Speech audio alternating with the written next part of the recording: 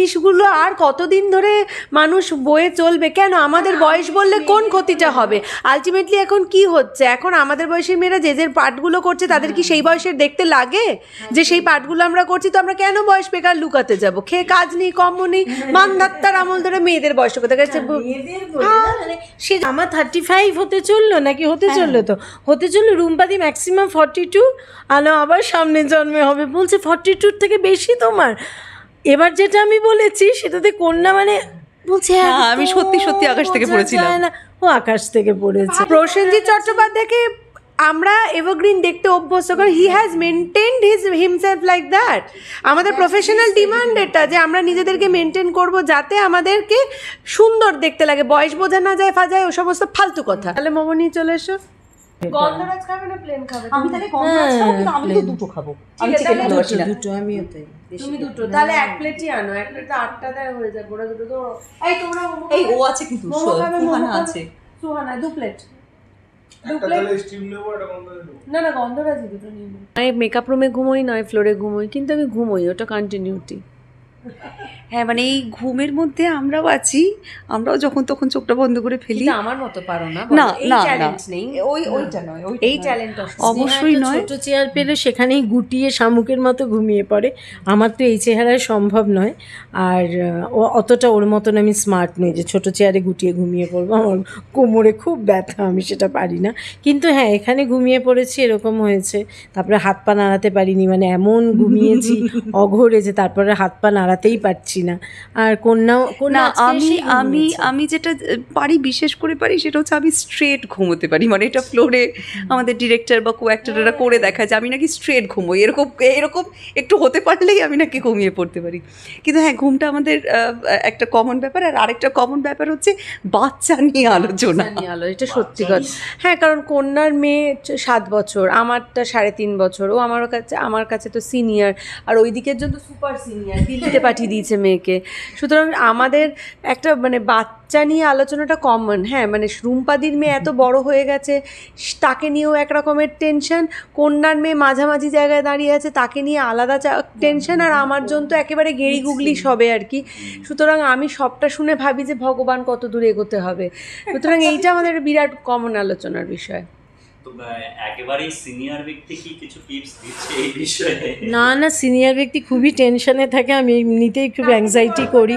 ওরা আমাকে টিপস দেয়, আবার কিছু কিছু বিষয় আমি ওদের টিপস দিই, কিন্তু ওরাও আমাকে অনেক কিছু বিষয় টিপস দেয়। একটু আগে স্নেহা আমাকে বললো, শোন রুম্পাদি, অত তুমি টেনশন করো না, যেটা হবার সেটা হবে, ও নিজেই নিজেরটা ঠিক বুঝে নেবে।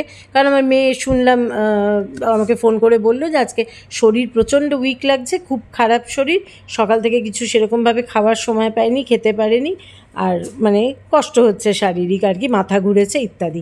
তো সেটা নিয়ে একটু টেনশন করছিলাম, আমাকে স্নেহা বকা দিয়ে দাও। ঠিকই, মানে একটা পাশে কেউ থেকে একটু শুধরে দিলে এটা দরকার আছে ভীষণ। আর সেগুলো সত্যি কথাই মেকআপ রুমে ভীষণ পাওয়া যায়। ওরা দুজনই আমার ছোট বোনের মতন, সন্তানই বলা যায় অলমোস্ট। মানে আমি জানি না এক্সাক্ট বয়স কারোর, কিন্তু সন্তান বত আর কি। হ্যাঁ, বলা দরকার। না এই একদমই না, আমরা খুব অনেস্ট। কালের জিনিসগুলো আর কতদিন ধরে মানুষ বয়ে চলবে? কেন আমাদের বয়স বললে কোন ক্ষতিটা হবে? আলটিমেটলি এখন কি হচ্ছে, এখন আমাদের বয়সের মেয়েরা যে যে পার্টগুলো করছে তাদের কি সেই বয়সের দেখতে লাগে? যে সেই পার্টগুলো আমরা করছি, তো আমরা কেন বয়স বেকার লুকাতে যাব? খেয়ে কাজ নেই, কম্ম নেই, মানধাত্তার আমল ধরে মেয়েদের বয়স কথা গেছে।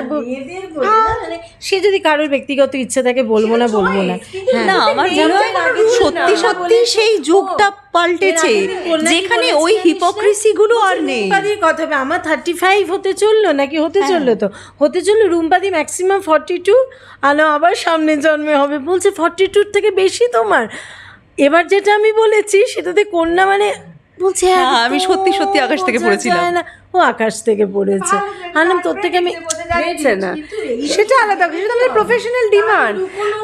প্রসেনজিৎ চট্টোপাধ্যায়কে আমরা এভারগ্রিন দেখতে অভ্যস্ত, কারণ he has maintained himself like that. আমাদের প্রফেশনাল ডিমান্ড এটা যে আমরা নিজেদেরকে মেনটেন করব যাতে আমাদেরকে সুন্দর দেখতে লাগে, বয়স বোঝা না যায় ফাজায় ও সমস্ত ফালতু কথা। নিজেদেরকে আমাদের সুন্দর দেখতে লাগে, মানে সর্ব অর্থে অভিনয় দিয়ে, নিজেদের কাজ দিয়ে, তার সাথে পুরো লুক দিয়ে সুন্দর দেখতে লাগে। তার জন্য বয়সটাকে লুকিয়ে আমি কি করব? আর সবচেয়ে যেটা এখন মানে আমাদের চেঞ্জ অফ সিনারিও, যেটা দুজনেই এগ্রি করবে, সেটা হচ্ছে যে আমরা আর সেই জেনারেশন অফ উইমেন নই যারা একে অপরের পেছনে লাগি। আমাদের জেনারেশনটা is a blessed generation, is a privileged generation, যেখানে আমরা আপলিফট করবার চেষ্টা করি, আমরা সমস্যার সমাধান করবার চেষ্টা করি, মানে এবং সেখানে চরিত্র করে ফেলতে হ্যাঁ, পারে না গো, কেউ কারোর চরিত্র করে ফেলতে পারে না। আমি রুম্পাদিরটা করতে পারবো না, রুম্পাদি আমারটা পারবে না, আমি কন্যারটা পারবো না, কন্যা আমারটা পারবে, কেউ ওরম ভাবে কিছু হয় না গো। সুতরাং ভেতরে ওই হিপোক্রেসিগুলো রাখার কোনো অর্থ হয় না, কোনো অর্থ হয় না। If you are aging, age gracefully, বাবা। হ্যাঁ। Please age gracefully। মনের মধ্যে আমাকে কেমন দেখতে লাগছে, কটা রিঙ্কেল পড়লো, আরে these wrinkles we have earned it with experience। তো রিঙ্কেল 4টে পড়লো তো কি এমন হাতি ঘোড়া বিষয়টা হলো? অদ্ভুত, লোকে কি সারা জীবন 25 না 15 হয়ে বসে থাকবে? আমি চাইও না বসে থাকতে। একদমই তাই। আচ্ছা, শুটিংয়ে তো প্রায় শুটিংটা পরিবার হয়ে থাকে, এই যে কোনো শুটিংয়ের ক্ষেত্রে এতদিন ধরে কাজ করা হয়, তো সেখানে কি মানে খাবারের কথা যদি আমি বলি, হ্যাঁ, প্রচুর উল্টো। এই যে দেখো না, এখন তোমার পিছনে এসেই দাঁড়িয়ে আছে, বিকেলে আমরা কি খাবো সেটা জানতে এসছে। লিয়ন যাচ্ছ? তাহলে মোমো নিয়ে চলে এসো। বলছি একটু মিটিয়ে নিয়ে বলছি করে দেবে, হ্যাঁ, এডিট না করলেও কিছু যায় আসে। যে আনবে, আমরা ফ্লোর থেকে আসার সময় পাবো যে মোমোটা খাবো, ওখানে দিয়ে দেবে। ওই বাইরেটায়। ও বাইরে গন্ধরাজ খাবে না প্লেন খাবে? আমি তাহলে গন্ধরাজ খাবো, কিন্তু আমি তো দুটো খাবো, আমি চিকেন ভালোবাসি না। দুটো আমিও তাই। তুমি দুটো, তাহলে 1 প্লেটই আনো। 1 প্লেট তো 8টা দেয় হয়ে যাবে, ওরা দুটো তো। এই তোমরা মোমো এই ও আছে কিন্তু মোমো খাবে, মোমো সুহানা খাবে। আছে। সুহানা 2 প্লেট। 2 প্লেট না না, গন্ধরাজই দুটো নিয়ে নাও। হ্যাঁ আচ্ছা, হ্যাঁ, আমাদের এখানে খাওয়া দাওয়া হয়, অবশ্যই হয়। এটা তো একটা পরিবার, খাওয়া দাওয়া হবে না, হতেই পারে না। তো এতক্ষণ সময় একসাথে থাকা হয়, মানে আমরা প্রত্যেকে খাবার যেটা আনি সেটা মোরালেস ভাগ করেই খাই। হ্যাঁ, বাড়ি থেকেই আনা হয়। লাঞ্চ আমরা মোস্টলি সবাই বাড়ি থেকে নিয়েই আসি। যেমন একদিন সবার জন্য আনালো, কি জানো আনালি তুই? ওই চুরমুর। ও ওটা তো বিকেলে, হ্যাঁ হ্যাঁ হ্যাঁ। আমি চুরমুর খেতে খুব একটা ভালোবাসি না, কিন্তু ও এত আন্তরিকভাবে এতবার করে বলছে এটা খাও দিদি, এটা তোমার জন্য আনা হয়েছে। না না, মানে সেটা আন্তরিকভাবে বলছি কারণ আমি এত পোকা আনহেলদি খাবারের। ভীষণ সেদিনকে পরিশ্রম ছিল শুটিংয়ে, কিন্তু ও বলে আমার ভীষণ আনন্দ হচ্ছে চুরমুর খেয়ে, এত সামান্যতে খুশি, মানে সো সুইট অফ দেম সব। আমিও তাই, আমিও খুব সামান্যতে খুশি থাকতে ভালোবাসি, সেজন্য রিলেট করতে পারি, ওই জন্য ওদের সঙ্গে ভীষণ ভালো। হ্যাঁ, মানে আমাদের মেকআপ রুমটার এটা একটা সত্যি ভালো ক্যারেক্টারিস্টিক্স যে এখানে আর্টিফিশিয়ালিটিটা খুব কম। এখানে মানে ও মানে ঘরের অশান্তি, ঘরের শান্তি সব কিছু নিয়েই খুব মানে খোলাখুলি সাবলীলভাবে আলোচনা হয়। এই একটু আগে আমরা একটা মানে এমন একটা বিষয় নিয়ে, সেটা আর আমি এখন রিভিল করতে পারছি না, কিন্তু সেটা নিয়ে আর ওদের বেশি ব্রেকিং দিও না।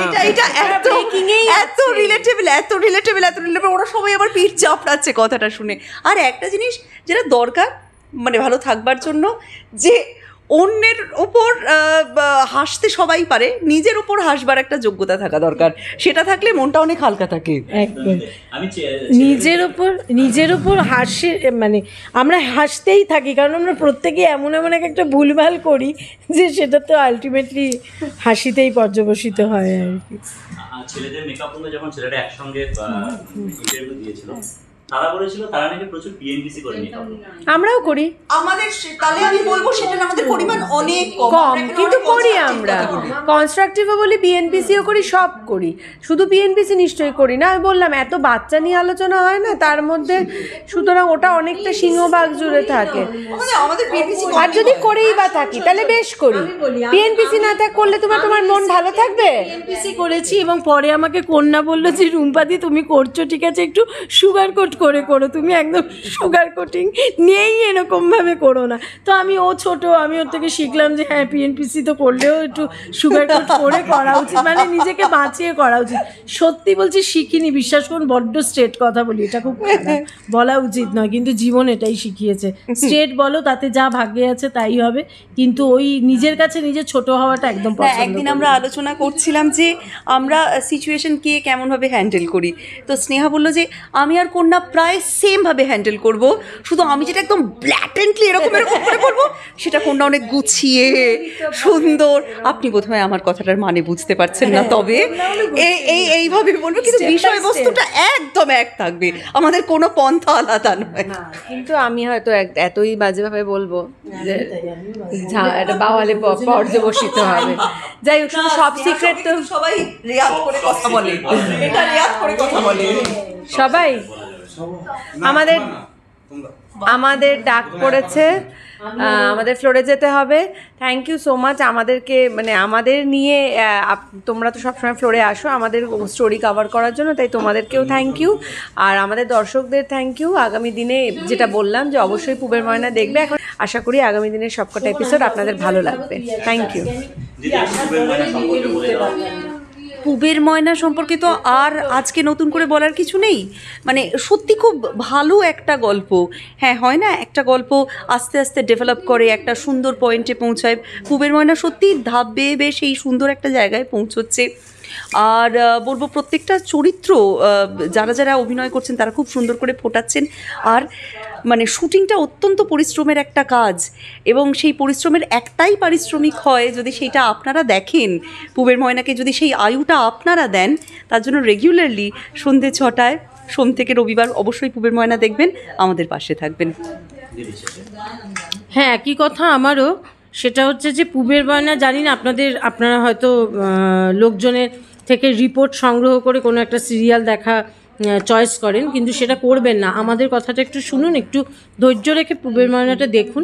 প্রত্যেকটা এপিসোডে নতুন নতুন চমক আছে এবং প্রত্যেকটা এপিসোড অত্যন্ত ভালো লাগবে, এটুকুনি আপনাদের কথা দিতে পারি। প্লিজ দেখুন।